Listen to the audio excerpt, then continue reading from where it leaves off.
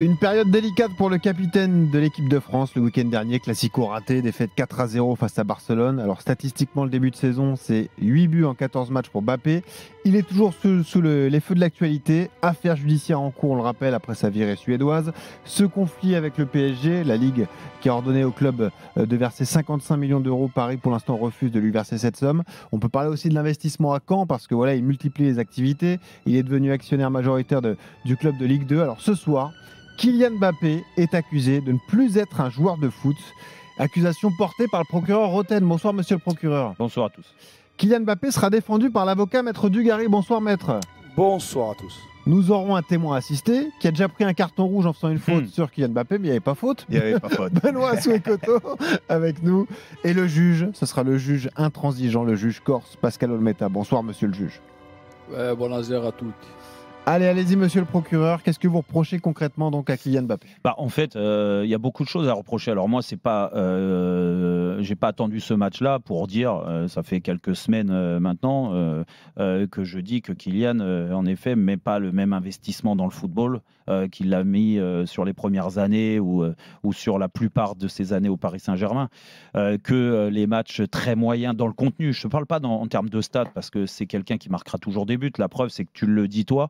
Sur le début de saison, il y a 14 matchs, il a mis 8 buts. Si tu regardes que les stats, tu te dis, bon, il est dans les standards, c'est pas mal, alors qu'il y a beaucoup de pénaltys déjà, il y en a 4 ou 5. Et puis surtout, le contenu des matchs, qui est inquiétant, c'est que sur les 14 matchs qu'il a joués, je vous mets au défi de me dire qu'il y a eu un match référence. Aucun match référence. Objection, votre honneur, procès d'intention, objection.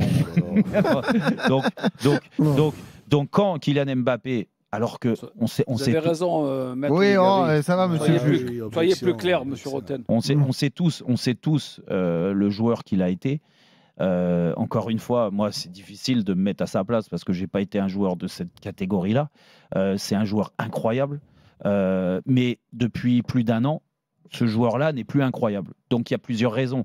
On m'a expliqué qu'à Paris, il avait la tête gangrénée par tous les problèmes en dehors du terrain, le problème avec les dirigeants, le problème avec le vestiaire, le problème avec les stars, pas les stars, le ceci, cela, le salaire, pas le salaire, les punitions. Bon, ok.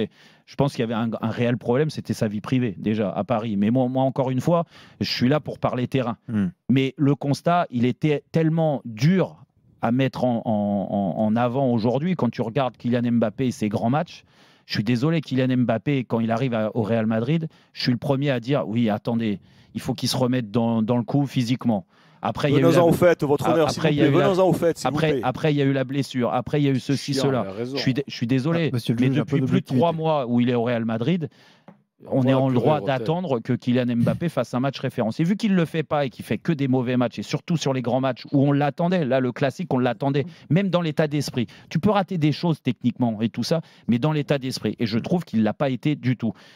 J'étais bien placé pour le voir sur le match et je me dis qu'en effet, s'il y a ces prestations comme ça, ça dépasse le cadre sportif. Il est pollué par d'autres choses. Je sais que c'est pas facile. Tout le monde serait impacté avec l'affaire qu'il y a en Suède. Lui, le premier, nous dit qu'il est pas coupable. Écoute, rien ne t'empêche de nous dire à tous, en termes de communication, écoutez, moi, le football, c'est ma priorité. Je suis dans le dur depuis tant de mois. Pour X raisons, je me remets en question et tout ça. Mais lui, jamais, il n'y a pas de remise en question. Et les remises en question, je suis désolé, s'il ne veut pas communiquer de la sorte, au moins, tu nous montres des attitudes différentes sur le terrain. Et vu qu'il ne le montre pas, je me dis qu'en effet, sa priorité, et je pensais qu'en arrivant au Real Madrid, la priorité allait redevenir le football, et pour l'instant, ce n'est plus le football. Et ça, c'est problématique pour la suite parce que, quand même, waouh, on a envie de retrouver le Kylian Mbappé de il y a 2 ans. Parole à la défense, maître Dugarry. Oui, je trouve une nouvelle fois mon collègue un peu dur avec mon client, dans un contexte qui est très difficile pour lui. Bien évidemment, il se passe tellement de choses en dehors du foot qu'il est facile d'identifier les problèmes de mon client sur l'extra-sportif. Bon, moi j'ai envie de m'attacher au sportif. Et je pense que le véritable débat, il est là. Est-ce que ça se passe dans sa tête ou est-ce que ça se passe dans ses pieds ? Moi, je pense que ça reste un problème sportif et un problème de progrès.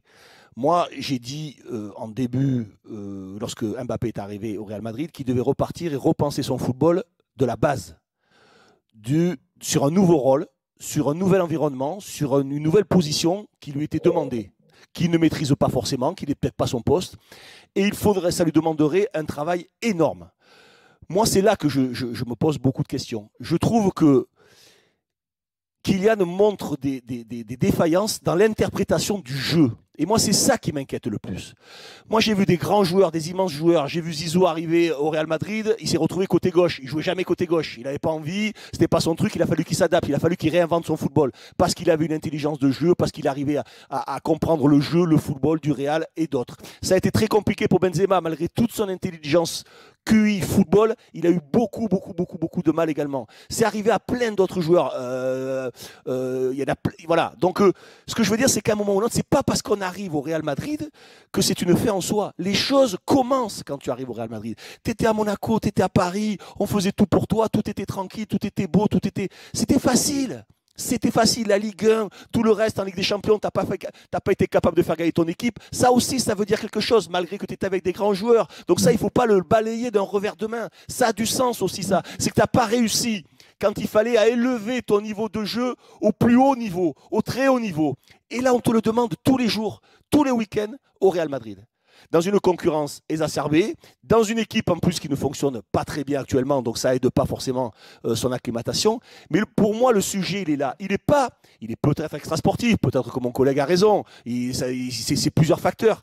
Mais moi, ce qui me gêne et ce qui me dérange, c'est que j'attends de voir des progrès techniques et de compréhension du jeu. Et ça, je ne le vois pas chez Kylian Mbappé. Quand je le vois faire 8 hors-jeu sur le dernier match, je me dis là, mec, il y a un problème. C'est que tu ne comprends pas tes partenaires, tu ne lis pas le jeu des adversaires, tu as du mal à analyser le jeu qui est quand même la base. Le jeu, c'est dans les pieds, mais c'est beaucoup aussi dans la tête. Le foot, quand même, c'est l'intelligence de jeu, c'est très important. Il est dans un poste qui est difficile. Il faut qu'il trouve des espaces dans le terrain du foot où il y en a le moins, dans le poste d'avant-centre ou dans la surface de réparation où c'est très difficile de se créer des espaces. Donc il faut qu'il réfléchisse comment améliorer sa qualité de jeu. Et là où je rejoins et là je laisse la passe au juge et rendre sa décision, ou voir au témoin, c'est qu'il faut qu'il se pose les bonnes questions et qu'il soit capable de regarder ces matchs, de les interpréter, de les regarder, de les étudier et de voir ce qui ne va pas. Il est là le sujet. Est-ce que je réfléchis pourquoi j'y arrive pas ? Et pas seulement balayer d'un revers de main comme beaucoup le font dans son environnement. Ouais, mais les stats, elles sont là. Oui, mais il a marqué 8 buts, 10 buts, je sais même plus comment il a marqué 2 buts. On s'en fiche de ça. C'est pas le sujet. C'est pas le sujet aujourd'hui de Kylian Mbappé. Si un jour il va être Ballon d'Or, si un jour il va être le plus grand parmi les plus grands. 26 ans, le temps passe. Alors, parole au témoin assisté Benoît Assoué-Koto, qui a donc déjà affronté Kylian Mbappé dans sa carrière. Benoît, est-ce que tu penses que Mbappé est toujours focalisé sur sa carrière de footballeur ou est-ce que tu penses qu'il s'éparpille un peu trop ? Toujours focalisé, ça j'en doute pas. Après, comme l'a dit Jérôme, ça fait 1 an que dans sa tête c'est pollué. Et si ça va pas en dehors du football, généralement tu le ressens dans le football aussi. Et en ce qui se concerne le Real de Madrid, il y aura son petit temps d'adaptation et après ça va aller. Il n'est pas plus bête qu'un autre. Tu penses que c'est comme du gars un problème football, entre guillemets, ses premiers pas un peu délicats ou que c'est plutôt. Il y a l'extra-sportif. Ouais. Tu peux pas tu peux décorréler les deux. Et Jérôme, tu disais oui, dans sa communication, il faudrait peut-être qu'il dise que ça ne va pas. On est des hommes et on parle rarement de ces choses-là. Ouais. Alors en parler publiquement, je pense que pour ton ego. Oui, mais je pense que lui a toujours fait preuve de sincérité, tu vois, sur ses premières années. Même là-dedans, il a évolué, il a changé. Et voilà pourquoi peut-être aujourd'hui c'est la difficulté à dire ok, mais à culpa, ça va pas en dehors du foot et tu sais très bien qu'on va lui tomber dessus et dire ça va, t'as 40 millions l'année, oui, c'est pas ça devrait aller, blablabla. Et aujourd'hui c'est super difficile de dire oui, ça va pas dans ma vie et ça va pas au football du coup. Tu penses qu'il est capable de faire cette remise en question, comme disait Dugas, c'est réapprendre un nouveau poste comme l'ont fait d'autres stars quand ils sont arrivés au Real Madrid ? Il n'y a pas le choix. Tu es au Real de Madrid. Si tu veux pas jouer là, un autre le fera. Même si tu t'appelles Kylian Mbappé. Ouais, puis ce poste de numéro 9, Benoît, on t'a pas entendu là-dessus, mais ça fait quand même plus d'1 an qu'il joue à ce poste-là. Donc c'est pas un nouveau poste non plus au Real. Il l'avait à Paris l'année dernière. Mais je pense il aura son temps d'adaptation au Real de Madrid. Et je sais pas si c'est vrai. Après, le vestiaire avait comment dire, a du mal à l'accepter, le fait de sa venue et tout ça. Et une fois qu'il se sentira comme à la maison, je suis persuadé que tout ira pour le mieux. Il prendra le dessus. Ce qui est intéressant avec toi, c'est que tu as croisé durant ta carrière à Tottenham Gareth Bale, qui n'a jamais été un footballeur focalisé sur son sport, son métier, et qui avait une vie aussi à côté et qui aimait bien avoir d'autres passions. Ça veut dire qu'on peut, comme ça, sans être 100% focus sur le foot, être performant dans son club? Gareth, je trouvais qu'il était performant. Ah ouais, il était performant à Tottenham, bien sûr. Il était performant. Et puis, même au Real de Madrid, il a fait partie de la grande équipe. Mais ça lui a été reproché en Espagne, n'a jamais s'acclimaté, pensait plus au golf, un peu comme Christophe Dugarry d'ailleurs. Quand il a mis son retourné en finale, on s'en fichait un peu qu'il soit acclimaté. C'est pas faux. À partir du moment où tu fais ton travail. Mais je pense qu'il y a des joueurs quand même, et là on va donner la parole au juge, mais il y a des joueurs... T'es peut-être pas favori sur ce procès. Non, mais il y a des joueurs qui, en effet, sont pas forcément d'être focus sur le foot tout le temps, et qui sont des grands joueurs. Kylian Mbappé est devenu un des meilleurs joueurs du monde parce qu'il a toujours été un amoureux, un passionné du football. Et je trouve que cette passion-là, depuis un peu plus d'un an, elle est partie. Je dis pas que c'est facile, hein.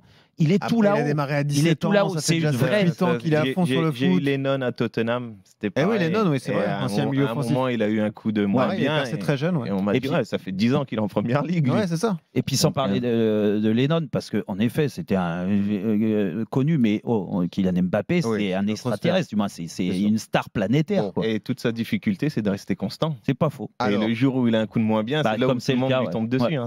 Monsieur le juge, j'ai une idée du verdict, mais qui remporte ce procès alors? Ouais, tout simplement Dugarry. Et pourquoi? Parce que bon, moi je vais rejoindre Dugue, c'est que il arrive au Real, il se cherche un petit peu. Je crois qu'il est trop passionné. Ce gars, il est trop passionné par le football. C'est un peu son style aujourd'hui de se chercher sur le terrain. Il ne sait pas s'il doit être là ou là.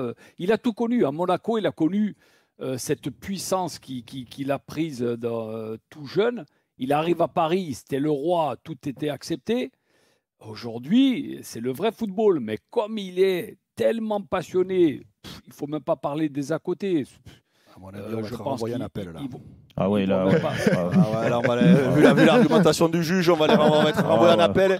Et à mon avis, si on a encore lui en deuxième instance, on va aller en cassation. C'est bon, je vais gagner, je peux te dire. Aujourd'hui, je fais appel, je vais gagner. C'est moi qui décide. Et aujourd'hui, il n'est plus chez lui, il n'est plus en France. C'est plus lui le roi de la ville. Et à l'étranger, il y a d'autres gros joueurs à côté de lui. Non, mais la différence entre vous, c'est que Jérôme pense qu'il est plus perturbé par les affaires hors foot, alors que vous pensez que c'est un problème. C'est complémentaire. Moi, je pense que ça reste plus foot encore. Et monsieur le juge a tranché comme il a pu. Le juge, il nous a dit qu'il était passionné. Bon, on reste sur ce verdict, monsieur le juge Olmet. Oui, verdict. Bon, tout ça pour faire perdre Jérôme.